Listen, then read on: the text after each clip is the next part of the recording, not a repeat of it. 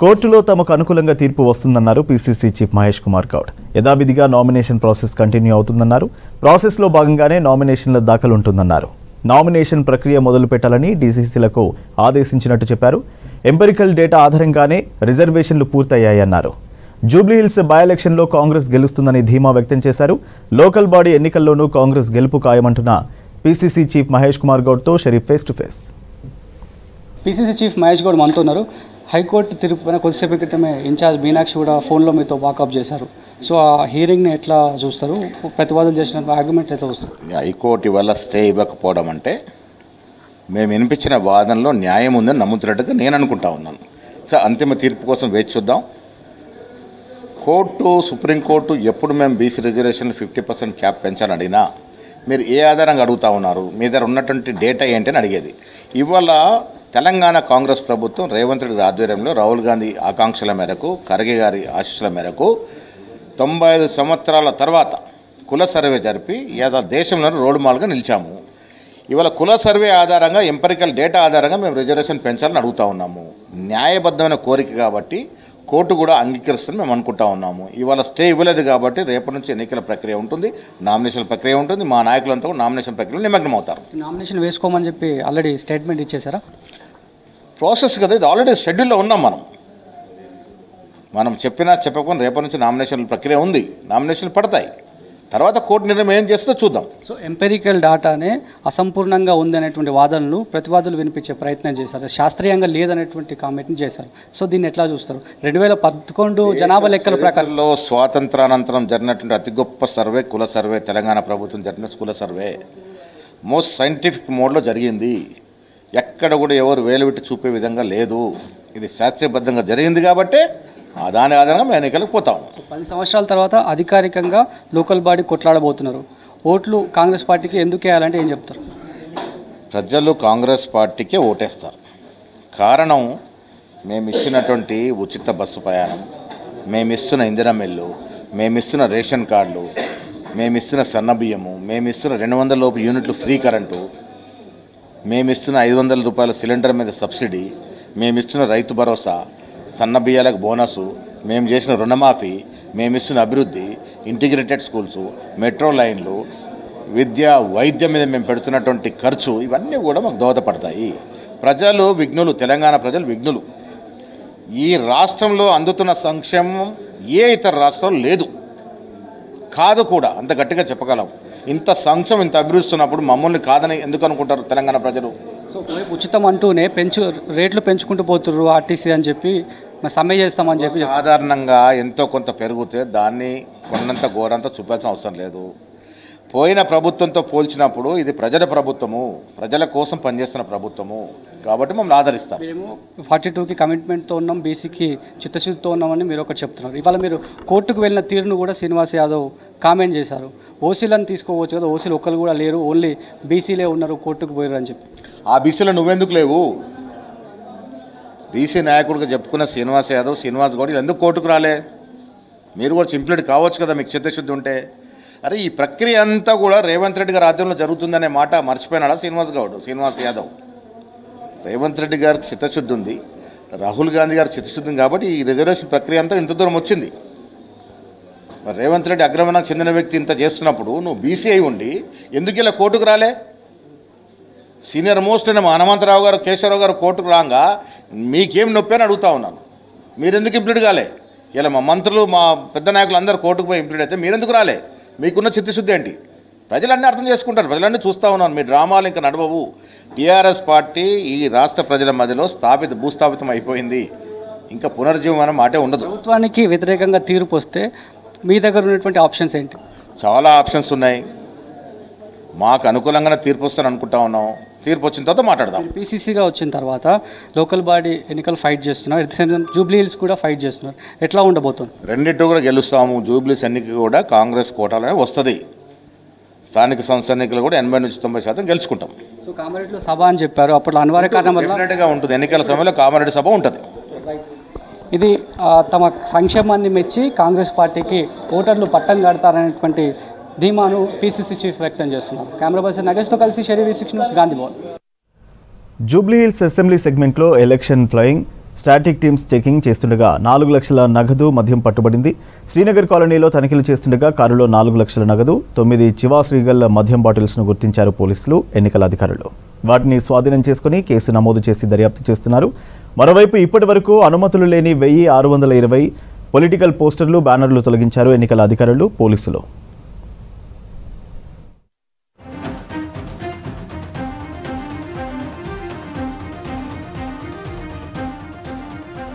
త్వరలో Jubilee hills ఉప ఎన్నిక జరగనుంది. దీంతో ఎన్నికల సంఘం ఆదేశాల మేరకు ఎన్నికల అధికారులు, పోలీసులు వాహన తనిఖీలను మరింత ముమ్మరం చేశారు.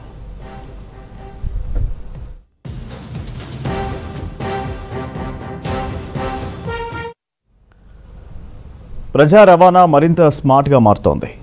టీజీఎస్ఆర్టీసీ బస్సులు గమ్యస్థానానికి ఎంత దూరంలో ఉన్నాయన్న సమాచారం ఫోన్లో లభించనుంది.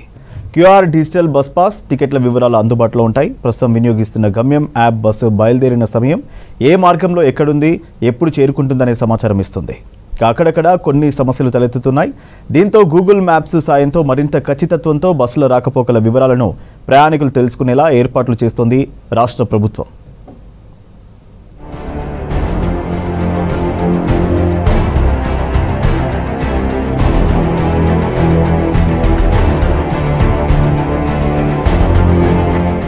వారం రోజుల్లో ఆర్టీసీ బస్సుల సమాచారాన్ని గూగుల్కు అందించనుంది రవాణా శాఖ. తరువాత గూగుల్ మ్యాప్ సేవలు అందుబాటులోకి రానున్నాయి. దీపావళి వరకు సిటీ బస్సుల సమాచారం ప్రయాణికులకు చేరనుంది. దశల వారీగా రాష్ట్రంలోని మిగతా బస్సుల సమాచారం కూడా గూగుల్ మ్యాప్స్ లో పొందుపరుస్తారని తెలిపారు ఆర్టీసీ అధికారులు. ఇక్కడి నుంచి బెంగళూరుకి, విజయవాడ, విశాఖపట్నం అంటే ఇతర రాష్ట్రాలకి నడిపిస్తుంటాము.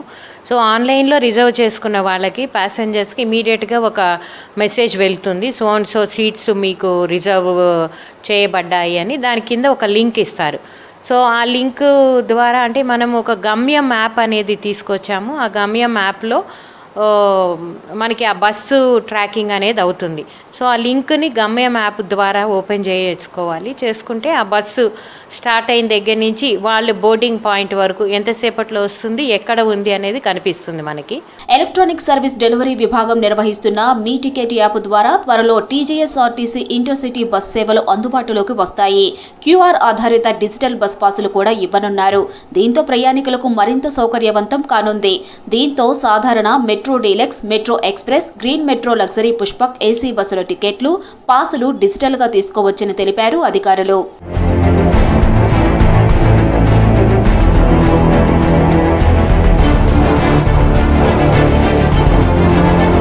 టీజీఎస్ఆర్టీసీ జనవరి 9న ప్రారంభించిన మీ టికెట్ యాప్ను 135,000 మంది డౌన్లోడ్ చేసుకున్నారు. 2,60,000 టికెట్ బుకింగ్స్, 2 కోట్ల రూపాయలకు పైగా లావాదేవీలు జరిగాయని తెలిపారు అధికారులు. అంటే డైరెక్ట్గా బస్సు ఓపీఆర్ఎస్లో రిజర్వ్ చేసుకోకుండా డైరెక్ట్గా బస్సు బోర్డ్ చేయాలనుకునే వాళ్ళకి, ఫర్ ఎగ్జాంపుల్ విజయవాడ వెళ్ళాలనుకుని ఒక ప్యాసింజర్ ఎల్బీ నగర్ దగ్గర వెయిట్ చేస్తుంటారు. సో ఆయన వాళ్ళు ఆ గమ్యం యాప్లో హైదరాబాద్ టు విజయవాడ అని టైప్ చేసి, అంటే ఎల్బీ నగర్ టు విజయవాడ అని టైప్ చేస్తే సో అక్కడికి ఆ పాయింట్కి వచ్చే బస్సులన్నీ కనిపిస్తాయి. నెక్స్ట్ ఒక హాఫ్ అన్ అవర్ 1 అవర్లో ఏ బస్సులు ఉన్నాయి అనేది కనిపిస్తుంది మనకి. ఇమీడియట్గా అప్పుడు ఆ బయలుదేరిన బస్సుల్లో కూడా వాళ్ళు ఆన్లైన్లో సీట్స్ బుక్ చేసుకోవచ్చు.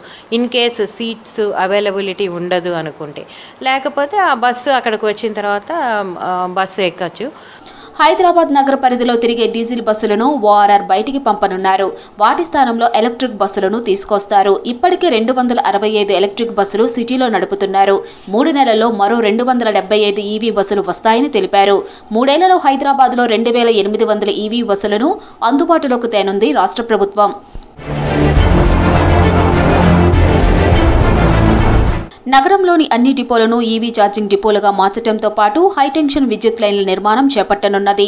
ఒక్కో డిపోకి 10 కోట్ల రూపాయల చొప్పున 392 కోట్ల భారం ఆర్టీసీపై పడనుంది. దీంతో గ్రీన్ ఫీ రూపంలో టికెట్లపై కనిష్టంగా ₹5, గరిష్టంగా ₹10 వసూలు చేయాలని నిర్ణయించింది రాష్ట్ర ప్రభుత్వం.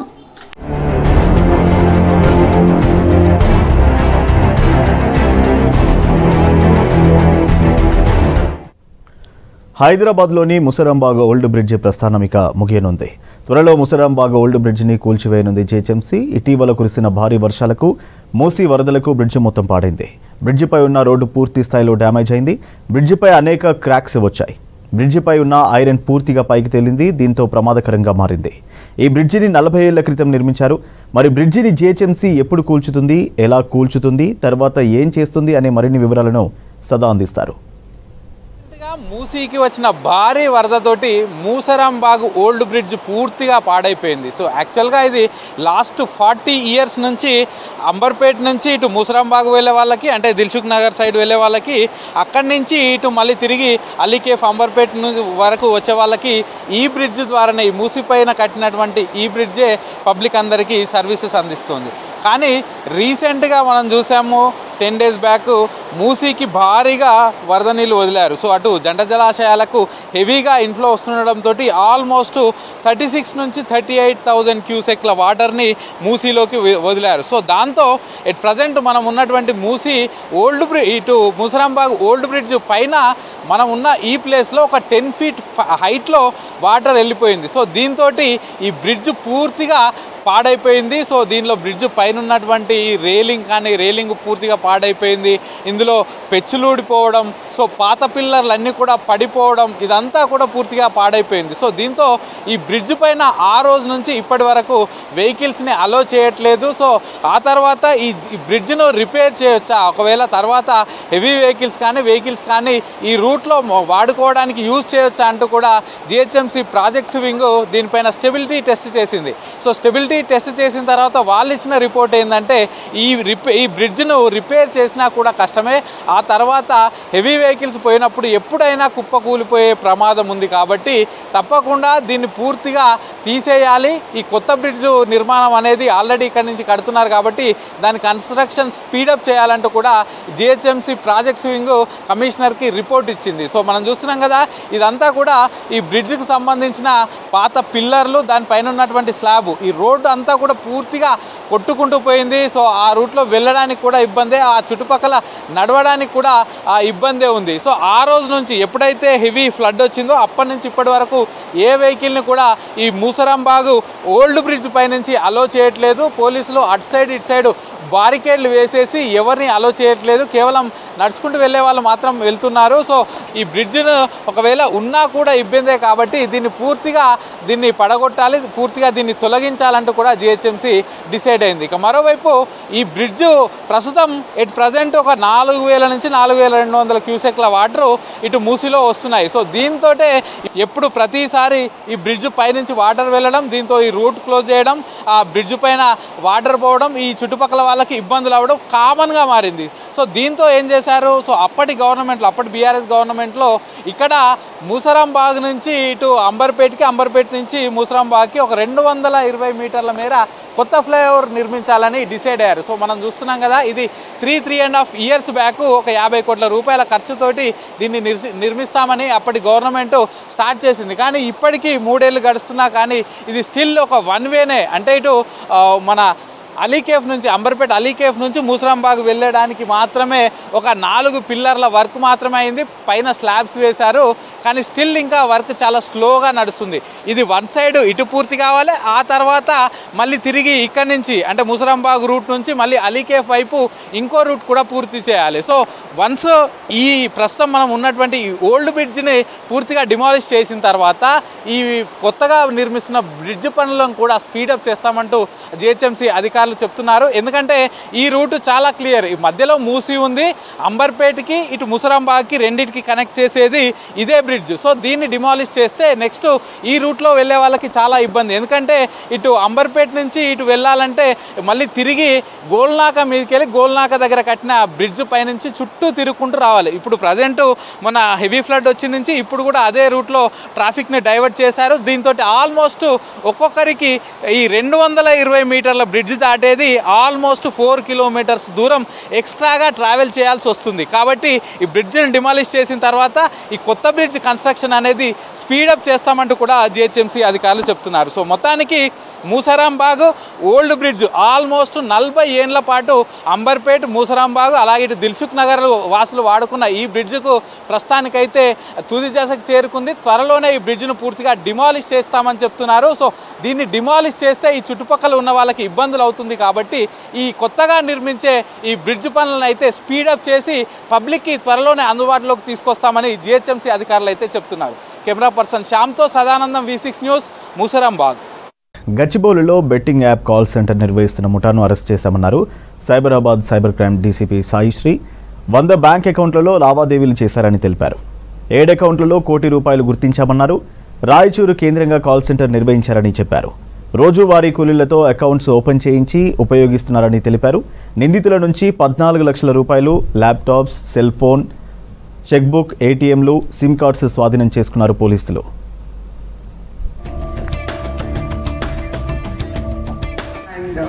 సైబర్ క్రైమ్ కలిసి ఒక క్రెడిబుల్ ఇన్ఫర్మేషన్ మీద ఒక బెట్టింగ్ యాప్ నిర్వహిస్తున్న ఆర్గనైజర్స్ని మనము ఇచ్చేయడం జరిగింది. సో దీంట్లో chips, 23 ATM cards, 48 SIM cards and అట్లానే 30 మొబైల్ సీజ్ చేయడం జరిగింది.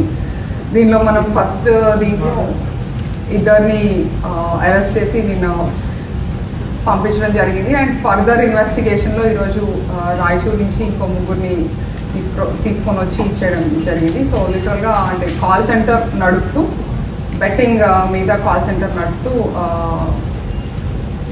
నిర్వహిస్తున్న వాళ్ళని మనం అరెస్ట్ చేయడం జరిగింది. సో వీళ్ళ నుంచి మనకి తెలిసింది ఏంటంటే వీళ్ళు కూడా ఎంప్లాయీస్ అండ్ ఒకతను we have to still verify అతను ఆధ్వర్యంలో వీళ్ళని ఎంప్లాయ్ చేసుకొని మనకి ఈ బెట్టింగ్ ఏదైతే ఉంటుందో ఆ బెట్టింగ్ నిర్వహిస్తున్నారని తెలిసింది. సో రాయచూర్ మనం కొంచెం హైదరాబాద్ అండ్ తెలంగాణ కొంచెం బాగా టైట్ చేసేసరికి కొంచెం జస్ట్ బార్డర్ అయిన రాయచూర్లో పెట్టి ఆర్గనైజ్ చేస్తూ ఉన్నారు. 2 వ్యక్తులు ఇక్కడ నుంచి మనకు KBHU నుంచి అకౌంట్స్ ఓపెన్ చేపిస్తున్నారు. అకౌంట్స్ మామూలుగా ఎవరి దగ్గర అంటే ఈ లేబర్ అడ్డాలకు వెళ్ళి, తర్వాత ఈ వైన్ షాప్స్ దగ్గర, తర్వాత కళ్ళు కాంపౌండ్ దగ్గర ఉన్న వాళ్ళతోటి మనకు వాళ్ళ దగ్గరికి వెళ్ళి వాళ్ళకి కొంచెం చిన్న అమౌంట్, ఒక 1000 అమౌంట్ ఇస్తే వాళ్ళతో పాటు వాళ్ళ ఐడి ప్రూఫ్ తీసుకొని అకౌంట్ ఓపెన్ చేపిస్తున్నారు. ఈ అకౌంట్ని ఈ రాయచూరులో ఎవరైతే మనకు దొరికినారో ఆ రాయచూరు వాళ్ళకు అకౌంట్ నెంబర్లు, అకౌంట్కి సంబంధించిన డీటెయిల్స్ అన్నీ కూడా పంపడం జరుగుతుంది. పంపిన తర్వాత వాళ్ళు ఆ అకౌంట్స్ యూజ్ చేసుకొని అన్ని బెట్టింగ్ యాప్స్కి యూజ్ చేసుకుంటున్నారు. దాంట్లో మా SOD టీము ఫస్ట్ ఇన్ఫర్మేషన్ తీయడం జరిగింది. తర్వాత మా సిపి గారికి ఇన్ఫార్మ్ చేయడం జరిగింది. సిపి గారు డీసీపీ మేడంకి చెప్పడం జరిగింది. దాంట్లో 2 వింగ్స్ కూడా దీంట్లో వర్కౌట్ చేయడం. మేడ్చల్ జిల్లా బాచుపల్లిలోని రెడ్డి ల్యాబ్ సమీపంలోని ఓ అపార్ట్మెంట్లో కొండ చిలువ వచ్చింది. 2వ అంతస్తులో కొండ చిలువను గమనించిన అపార్ట్మెంట్ వాసులు భయాందోళనకు గురయ్యారు. వెంటనే స్నేక్ సొసైటీ సభ్యులకు సమాచారం అందించారు. భారీ కొండ చిలువను పట్టుకుని అటవీ ప్రాంతంలో వదిలేశారు స్నేక్ సొసైటీ సభ్యులు. దీంతో స్థానికులు ఊపిరి పీల్చుకున్నారు.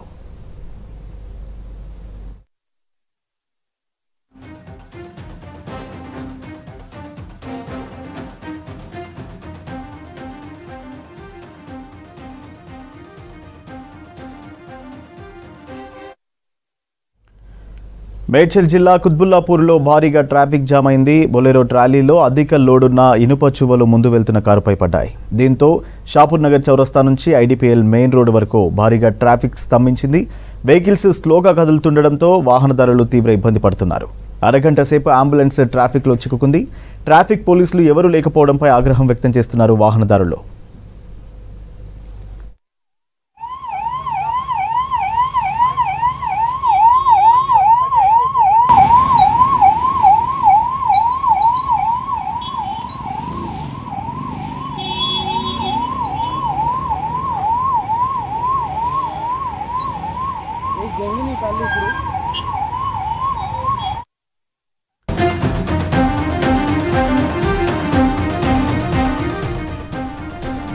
జూబ్లీహిల్స్ అభ్యర్థిగా నవీన్ యాదవ్ పేరును ప్రకటించింది ఏఐసిసి. ఇన్ని రోజులుగా అభ్యర్థి ఎవరనే ఉత్కంఠకు తెరదించింది కాంగ్రెస్.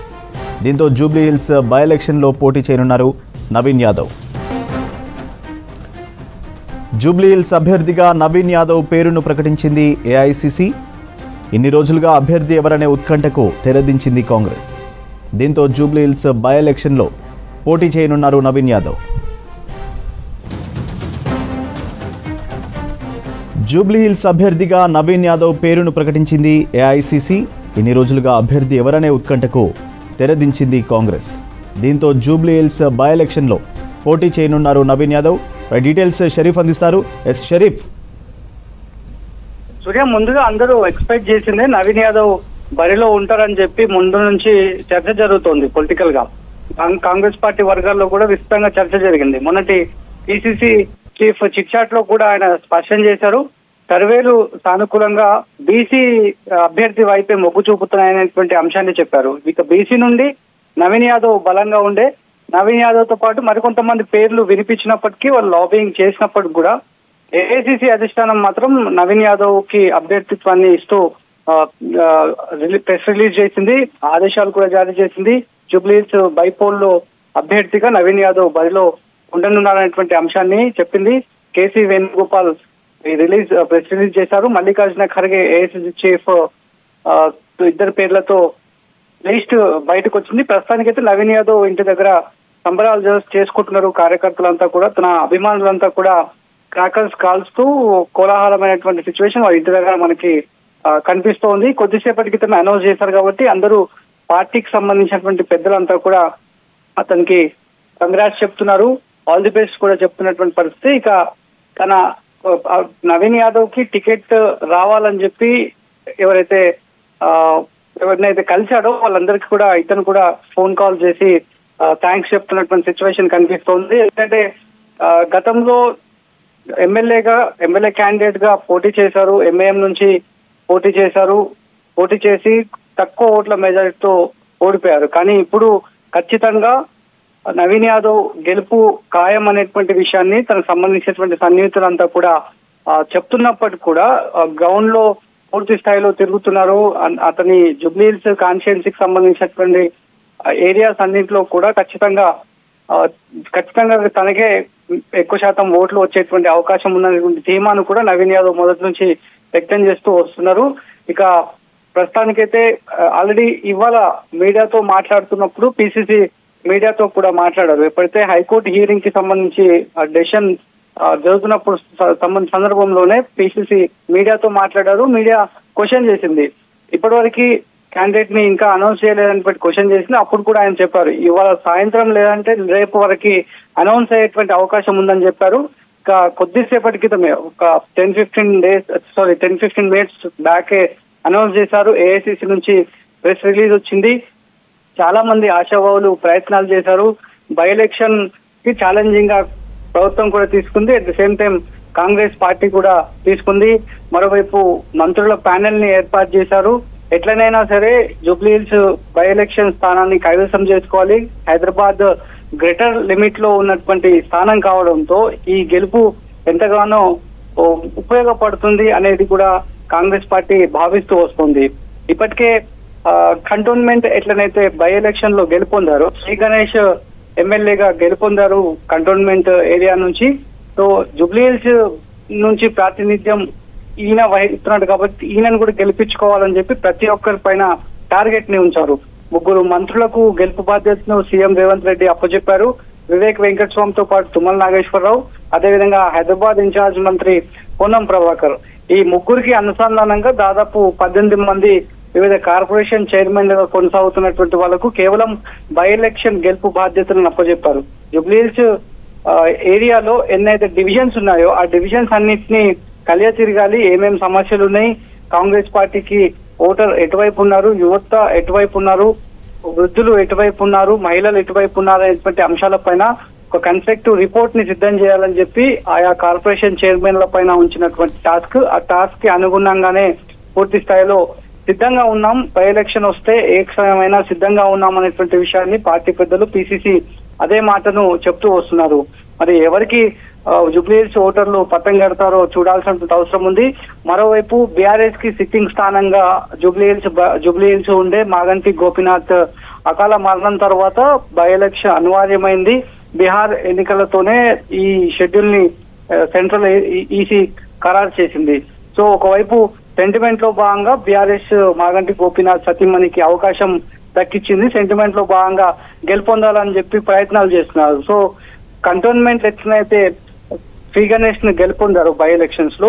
సేమ్ అదే తరహాలోనే ఇక్కడ కూడా గెలుపొందాలనేది కూడా కాంగ్రెస్ పార్టీ వ్యూహంగా తెలుస్తోంది. ఎందుకంటే దఫల వారీగా సీఎం రేవంత్ రెడ్డి కూడా జూమ్ కాల్ ని నిర్వహించి ఇన్ఛార్జ్ ప్యానెల్ మంత్రులతో ఎప్పటికప్పుడు మాట్లాడడము, ఆ తర్వాత అబ్జర్వర్లను ఏర్పాటు చేశారు. ఆ అబ్జర్వర్ల దగ్గర పూర్తి స్థాయిలో సమాచారం తీసుకోవడము.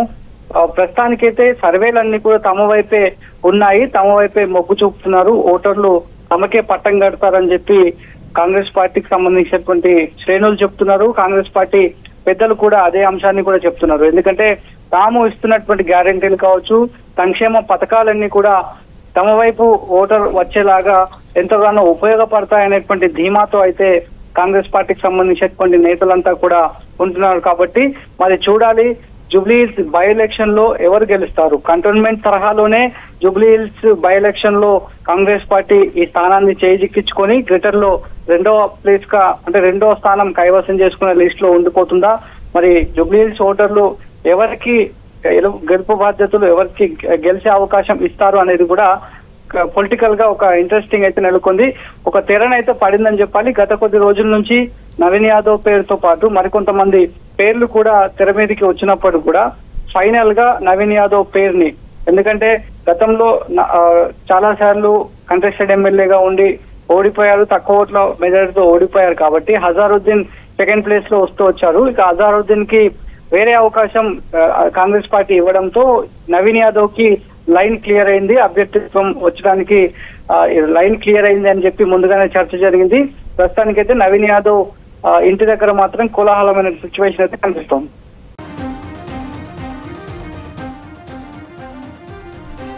జూబ్లీహిల్స్ అభ్యర్థిగా నవీన్ యాదవ్ పేరును ప్రకటించింది ఏఐసీసీ. ఇన్ని రోజులుగా అభ్యర్థి ఎవరనే ఉత్కంఠకు తెరదించింది కాంగ్రెస్. దీంతో జూబ్లీహిల్స్ బై ఎలక్షన్లో పోటీ చేయనున్నారు నవీన్ యాదవ్. జూబ్లీహిల్స్ అభ్యర్థిగా నవీన్ యాదవ్ పేరును ప్రకటించింది ఏఐసీసీ. ఇన్ని రోజులుగా అభ్యర్థి ఎవరనే ఉత్కంఠకు తెరదించింది కాంగ్రెస్. దీంతో జూబ్లీహిల్స్ బై ఎలక్షన్లో పోటీ చేయనున్నారు నవీన్ యాదవ్. ఇదివరకే బీసీ అభ్యర్థికి జూబ్లీహిల్స్ టికెట్ ఇస్తుందని తెలిపారు PCC chief Mahesh Kumar Goud. November 11న జూబ్లీహిల్స్ ఎన్నికలు జరగనున్నాయి. అభ్యర్థిని నిర్ణయించడంతో ప్రజల్లోకి సంక్షేమ పథకాలను తీసుకెళ్లనుంది కాంగ్రెస్. హైదరాబాద్లో కళాకారులకు వేదికైన రవీంద్ర భారతిలోని హాల్స్ ఎప్పుడు బుక్ అవుతాయని ఎదురు చూసేవారు అధికారులు. కానీ ఇప్పుడు హాల్ బుక్ చేసుకోవాలంటే కళాకారులు వెయిట్ చేయాలంటున్నారు. ఏకంగా 4 నెలలు ఆగాలంటున్నారు. రవీంద్ర భారతిలో కార్యక్రమాలు చేసుకోవాలంటే వచ్చే ఏడాదిలోనే సాధ్యమవుతోందంటున్నారు.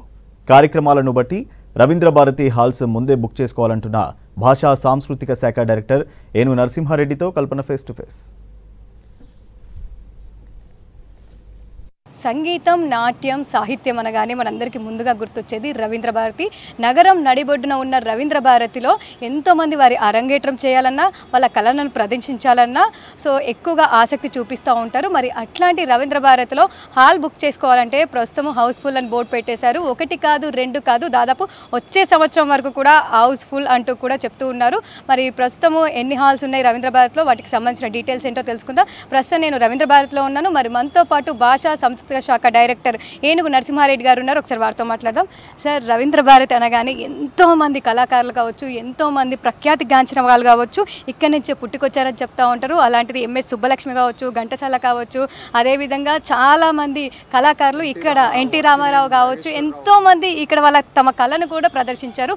మరి అట్లాంటి రవీంద్ర భారతిలో తమ కళను, మొదటి కళ కావచ్చు, వాళ్ళది అరంగేట్రం కావచ్చు, పుస్తక ఆవిష్కరణ కావచ్చు, కవులు కావచ్చు, కళాకారులు కావచ్చు, ఎంతోమంది ఆసక్తి చూపిస్తూ ఉంటారు స్టేజ్ కోసం, హాల్స్ కోసం. మరి అట్లాంటి హాల్ బుకింగ్స్ ప్రజెంట్ రవీంద్ర భారతిలో ఏ విధంగా ఉన్నాయి సార్?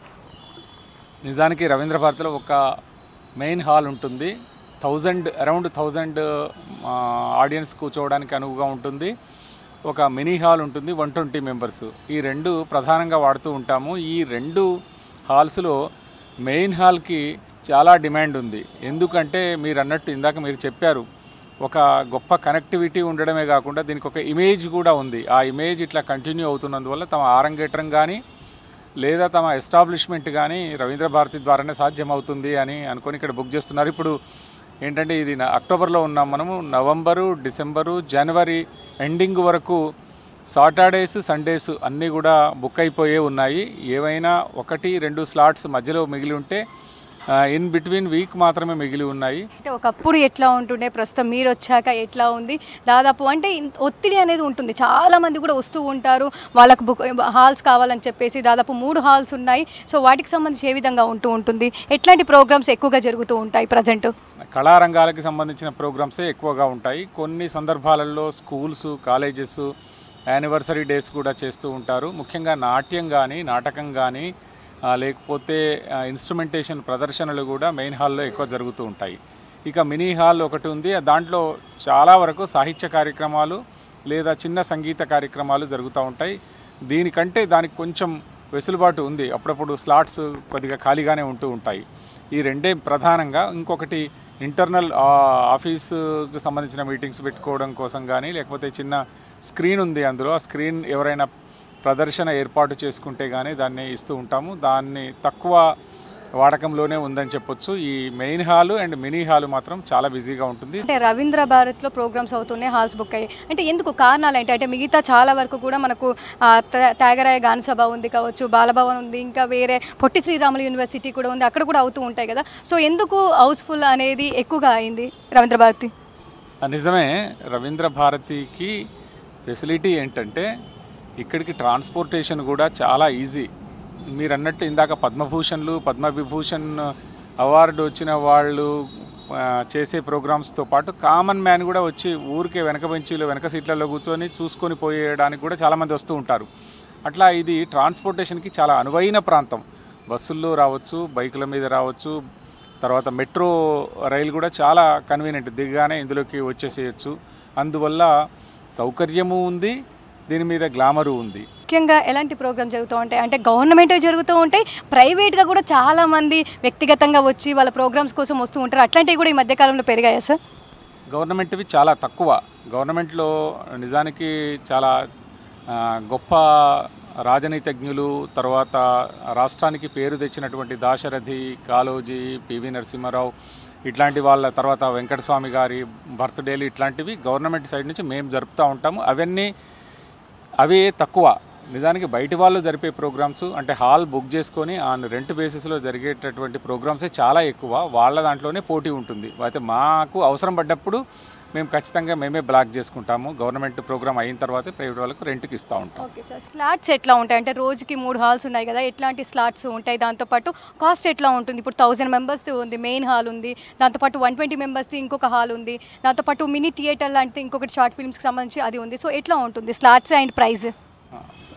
స్లాట్స్ అన్నింటికి కూడా ఒకటే, ఏంటంటే మార్నింగ్ 9 to 1 ఒక స్లాట్ ఉంటుంది, 1:30 to 5 o'clock ఒక స్లాటు, 6 నుంచి 9కి ఒక స్లాటు. అట్లాగే సైజుని బట్టి కింది హాల్కు మెయింటెనెన్స్, ఇతర అదేంటి పవరు అట్లాంటివి అన్నీ అడిషనల్గా ఉంటాయి. తర్వాత 10,000 రెంట్ ఉంటుంది. అట్లాగే మినీ హాల్లో 3,000 రెంట్ ఉంటుంది. ఇతర అంశాలు ఉంటాయి. ఇక పైన పైడి జయరాజ్ థియేటర్ని జనరల్గా సాహిత్య కార్యక్రమాలకు వాటికి వీటికి ఇవ్వడం లేదు, ఎందుకంటే అందులో స్క్రీన్ మాత్రమే ఉంది. స్క్రీన్ ప్రాధాన్యత ఉన్నటువంటి వాటికే ఇస్తూ ఉన్నారు. దానికి ఇట్లా ఫిక్స్డ్ రెంట్ అంటూ ఏమీ పెట్టలేదు. అవి అఫీషియల్ అవసరాలకే ఎక్కువగా వాడుతున్నాం. ఓకే సార్, సో మరి కొత్త వాళ్ళు ఎక్కువగా వస్తూ ఉంటారు, వాళ్ళకు కూడా బుకింగ్స్ కావాలంటూ వాళ్ళకి ఏం చెప్తున్నారు మరి వచ్చే వాళ్ళకి కావచ్చు? అంటే బుకింగ్ కావాలి అంటే ముందు ఇప్పుడు జనవరి వరకు ఫుల్ అయిందంటే ఫిబ్రవరిలో చేసుకోమని చెప్పడమే. ఫిబ్రవరిలో కాకుండా ఇంకా అర్జెంట్ ఉన్నవాళ్ళు మధ్యలో కొన్ని స్లాట్స్ అంటే మిడ్ డే వాళ్ళు సాయంత్రం ప్రోగ్రామ్ పెట్టుకుందామంటే మన దగ్గర 2 to 5 ఖాళీ ఉంది అంటే 2 to 5కి మార్చుకుంటున్నారు. అట్లా వాళ్ళకి సజెస్ట్ చేస్తారు. మా దగ్గర దానికి ఒక అడ్మినిస్ట్రేటివ్ ఆఫీసర్ ఉంటాడు. అడ్మినిస్ట్రేటివ్ ఆఫీసర్ దగ్గర రిజిస్టర్ ఓపెన్ చేసి చూసుకుంటే ఎక్కడ ఖాళీలు ఉన్నాయో చూసుకొని ఆ 2-3 ఖాళీలలో ఏది కన్వీనియంట్ ఉంటే అది చేసుకుంటారు. మీరు కొత్తగా వచ్చారు, సో మీరు వచ్చిన తర్వాత ఎలా అనిపిస్తూ ఉంది మీకు? ఇక్కడ రవీంద్ర భారతి కావచ్చు, మీరు వచ్చినాక షెడ్యూల్ చూసుకోవడం కావచ్చు, హాల్స్ బుక్ అయిపోయినాయి కావచ్చు, చూస్తుంటే మీకు ఏ విధంగా అనిపిస్తూ ఉంటుంది? వర్క్ కావచ్చు, ఏ విధంగా ఉంది? నేను ఒక ఆడియన్గా రవీంద్ర భారతిలోకి వచ్చాను. నేను కవిగా పర్ఫామ్ చేయడం కోసం, కవిత్వం చదవడం కోసం చాలా సందర్భాల్లో వేదికల మీదకి వచ్చాను.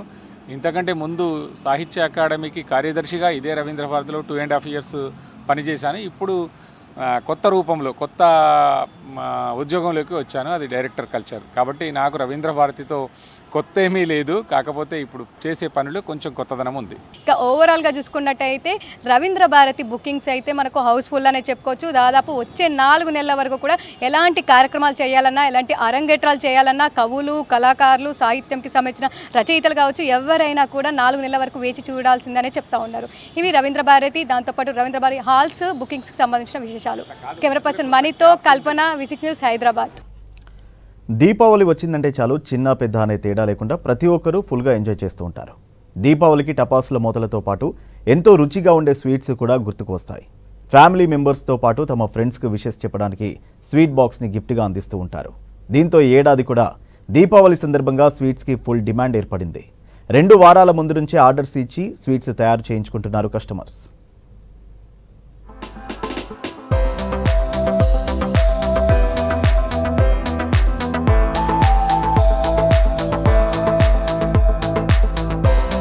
దీపావళి పండుగ దగ్గర పడడంతో సిటీలోని మిఠాయి షాప్స్ అన్నీ కూడా వెరైటీ స్వీట్స్తో నోరూరిస్తున్నాయి. ధర ఎంతైనా ఓకే, ఎవరి స్థాయిలో వారు తమకు నచ్చిన స్వీట్స్ని కొంటున్నారు. దీంతో షాపుల నిర్వాహకులు వెరైటీ స్వీట్స్ను అందుబాటులో తీసుకొస్తున్నారు. లాస్ట్ ఇయర్తో పోలిస్తే ఈసారి డ్రై ఫ్రూట్స్కు డిమాండ్ పెరిగిందంటున్నారు వ్యాపారులు.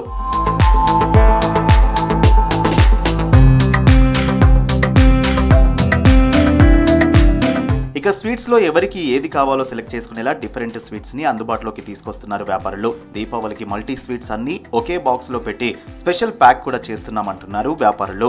అందరికీ హెల్త్ కాన్షియస్ పెరగడంతో డ్రై ఫ్రూట్స్ని కూడా గిఫ్ట్గా ఇచ్చేందుకు ఆసక్తి చూపిస్తున్నారని తెలిపారు. పండుగకు 2 వారాల ముందు నుంచే ప్రీ బుకింగ్స్ చేసుకున్నారని తెలిపారు. ఎక్కువ మొత్తంలో తీసుకునే వారికి ఆఫర్స్, డిస్కౌంట్లని కూడా అందిస్తున్నామని తెలిపారు స్వీట్స్ వ్యాపారులు. As craft chocolate makers, we love to go to the depth of flavor, and the range that we've created is a representation of the craft chocolate that we make, which comes in different percentages of chocolate, different origins. One of the special editions that we've created this time is for alternative sugar, or also people who cannot have any amount of sugar. It is a new product that we've created. It's 100% dark chocolate.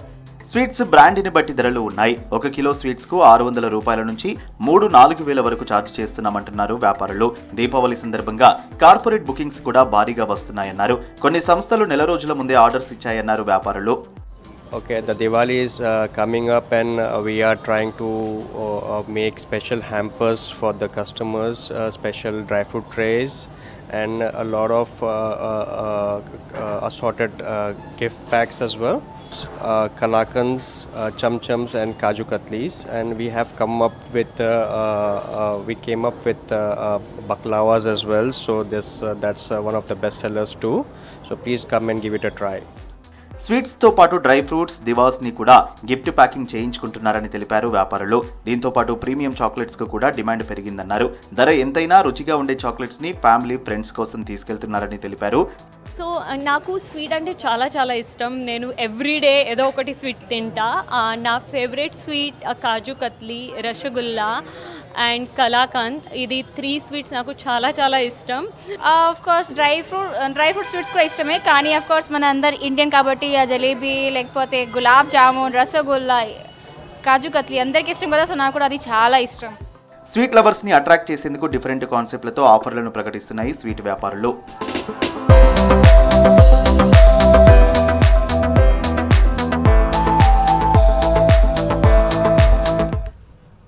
ప్రజల ప్రాణాలు కాపాడడంలో ప్రధాన పాత్ర పోషిస్తాయి అంబులెన్స్లు. అలాంటి ambulance సేవలను అడ్డుపెట్టుకుని డబ్బులు సంపాదిస్తున్నాయి mafia ముఠాలు. హైదరాబాద్లోని ప్రభుత్వ, ప్రైవేటు హాస్పిటల్స్ వద్ద ఇష్టారాజ్యంగా దోపిడీకి పాల్పడుతున్నారని తెలిపారు బాధితులు. ప్రజల ప్రాణాలకు ఒక రేటు, ప్రాణాలు కోల్పోతే మరొక రేటు అంటూ అంబులెన్స్ మాఫియా ముఠా రెచ్చిపోతోంది.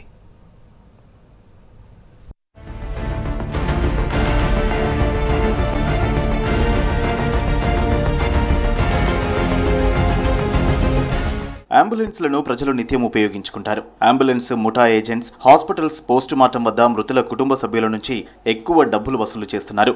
ప్రభుత్వం అందించే అంబులెన్స్ల సంఖ్య తక్కువగా ఉండడంతో ప్రైవేటు అంబులెన్స్ నిర్వాహకులు క్యాష్ చేసుకుంటున్నారు.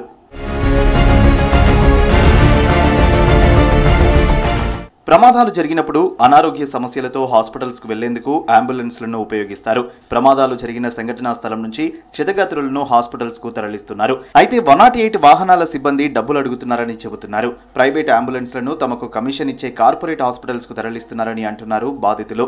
मेरे दोस्त के पापा की हैदराबाद नागपुर हाईवे वो बस ड्राइवर है DNR बस में, उनका एक्सीडेंट हो गया तो उनका एम्बुलेंस में इधर लाया. वहाँ से एम्बुलेंस गवर्नमेंट की एम्बुलेंस थी, लेकिन लाते हुए भी एम्बुलेंस ने 10,000 रुपये लिए यहाँ पे लाने के हॉस्पिटल में, कि गवर्नमेंट के नंबर पे 108 पे फ़ोन किया, फिर भी यहाँ से ले जाने के 10,000 लगेंगे बोले, तो उसको 10,000 रुपये दिए. यहाँ पे आने के बाद भी ट्रीटमेंट के नाम पे उतना तो ट्रीटमेंट कुछ हुआ नहीं, वैसे का वैसे ही रखा था. और फिर वहाँ पे अंदर भी हमको 1000 दो, हमको 500 दो, अंदर के जो काम करने में थे वार्ड बॉय और वो सब.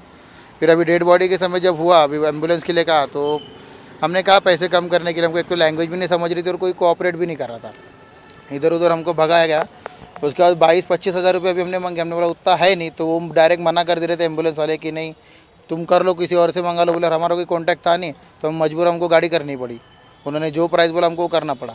हमने बोला था कि हमारे पास इतना भी फ़िलहाल है नहीं, हम पहले हमारा बजट पूरा इधर आने जाने में चला गया. तो फिर भी वो माने नहीं, लेकिन उनका जितना हमको जाना ही था, हमारी इमरजेंसी थी, तो हमको उनकी बात माननी पड़ी. उन्होंने जितना पैसा बोला देना पड़ा हमको. ऐसे सब चल रहा है, लेकिन हॉस्पिटल के नाम से. ప్రాణాలు కాపాడుకునేందుకు హాస్పిటల్కు వచ్చిన క్షతగాత్రులు చనిపోతే డెడ్ బాడీని ఇంటికి తరలించేందుకు ఎక్కువ మొత్తంలో వసూలు చేస్తున్నారని తెలిపారు బాధితులు. హాస్పిటల్స్ నుంచి ఇంటి వరకు డెడ్ బాడీలను ఉచితంగా తరలించేందుకు అంబులెన్స్లను ఏర్పాటు చేసింది రాష్ట్ర ప్రభుత్వం. కానీ ఆ సేవలు ఉపయోగించుకోకుండా అంబులెన్స్ మాఫియా అడ్డుపడుతోందంటున్నారు.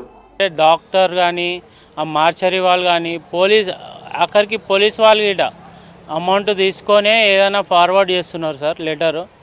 ఇంకోటి ఇప్పుడు మార్చరీలోకి వెళ్ళాక పోస్ట్మార్టం చేయాలి, డాక్టర్తో సహా 2,500 రూపాయలు అడిగారు. దాని తర్వాత మార్చరీలోకి వెళ్ళినాక కెమికల్ కొట్టాలి, ఆ కెమికల్ స్మెల్ రాకుండా ఏదో కెమికల్ అప్లై చేయాలండి, మీరు దూరం కదా 9,000 అవుతాయి అని చెప్పి అన్నారు. అతనికి తెలియక నన్ను పిలిస్తే నేను వచ్చి మాట్లాడితే దేని గురించి అని అంటే అప్పుడు ఎవరు అడగలే, ఎవరిని అడిగినా అని చెప్పి మళ్ళీ రివర్స్గా వాళ్ళే క్వశ్చన్ ఇవ్వడం జరిగింది. ఇక్కడ ఇంకోటి అంబులెన్స్ అడిగాను పోయి, ఫ్రీ అంబులెన్స్ ఏమైనా ప్రొవైడ్ చేస్తారా అంటే ఫ్రీ అంబులెన్స్ కాకుండా మా ఫ్రెండ్ అంబులెన్స్ ఉంటే లోపలికి అలవ్ లేదు, ఇక్కడున్న అంబులెన్సే వాళ్ళు ఏదో డబ్బులు ఇచ్చి ఇక్కడ మేనేజ్ చేసుకొని ఇక్కడ అంబులెన్స్లు పెట్టుకున్నట్టున్నారు. వాళ్ళ అంబులెన్స్లే ఇక్కడ నడుస్తున్నాయి. వేరే మా ఫ్రెండ్ అంబులెన్స్ గిట్ట బయటనే పెట్టుకొని ఇక్కడ రావాలని చెప్పి మళ్ళీ వేరే అంబులెన్స్ ప్రైవేట్లు ఎట్లా వస్తున్నాయి అంటే అవన్నీ మాకు తెలియదు, సంబంధం లేదని చెప్పి వాచ్మెన్ బి అనడం జరిగింది. సిటీలో అంబులెన్స్ సైరన్లు వేస్తూ వికృత చేష్టలకు పాల్పడుతున్న ఘటనలు పెరుగుతున్నాయి. అంబులెన్స్ సైరన్ వినగానే రూట్ క్లియర్ చేస్తుంటారు పోలీసులు. కొందరు అంబులెన్స్ డ్రైవర్లు పేషెంట్లు లేకపోయినా సైరన్ వేసుకుంటూ వెళ్లిన ఘటనలు పెరిగాయి. అలా చేసిన డ్రైవర్కు ఫైన్ వేసి అంబులెన్స్ను సీజ్ చేశామన్నారు పంజాగుట్ట ట్రాఫిక్ ఏసీపీ హరిప్రసాద్. అంబులెన్స్లు చాలామంది ఎమర్జెన్సీ లేకపోయినా, అందులో పేషెంట్ లేకపోయినా సైరన్ వేసుకొని పోవడం వల్ల సాధారణ ప్రజానీకం ఇబ్బంది పడటం జరుగుతుంది హైదరాబాద్ సిటీలో. ఈ హైదరాబాద్ సిటీలో చాలా ట్రాఫిక్తో చాలా ఇబ్బందులు ఉన్నాయి. ఈ వర్షాకాలంలో మరి ఇంకా చాలా ఇబ్బందులు ఉన్నాయి. కాబట్టి దయచేసి ఈ యొక్క అంబులెన్స్ యజమానులకి మేము చెప్పేది ఏంటంటే మీ యొక్క డ్రైవర్స్ని మీరు కంట్రోల్ పెట్టుకోండి. ఏదైతే ఎమర్జెన్సీ ఉన్నదో ఆ ప్రజల ఆ ప్రాణాలు కాపాడవలసిన బాధ్యత అంబులెన్స్ల మీద ఉన్నది. కాబట్టి ఆ స్పీడ్గా పోవడానికి మేము కూడా సహకరిస్తాం. ప్రతి సిగ్నల్ దగ్గర మా వాళ్ళు అంబులెన్స్ వచ్చినప్పుడు క్లియరెన్స్ ఇస్తారు. ఈ విధంగా మిస్యూజ్ చేయడం వల్ల ఎవరైతే నిజంగా ఇబ్బందిలో ఉన్నారో వాళ్ళకి నష్టం జరుగుతుంది. కాబట్టి మీ మీడియా ద్వారా మరొకసారి వారికి విజ్ఞప్తి, అదేవిధంగా హెచ్చరిక కూడా, వాళ్ళ మీద కఠిన చర్యలు తీసుకుంటాం. గతంలో కూడా వాళ్ళ మీద కేసెస్ నమోదు చేయడం జరిగింది. గాంధీ, ఉస్మానియా లాంటి ప్రభుత్వ హాస్పిటల్స్ వద్ద ప్రైవేటు అంబులెన్స్ మాఫియాను అరికట్టాలని కోరుతున్నారు ప్రజలు.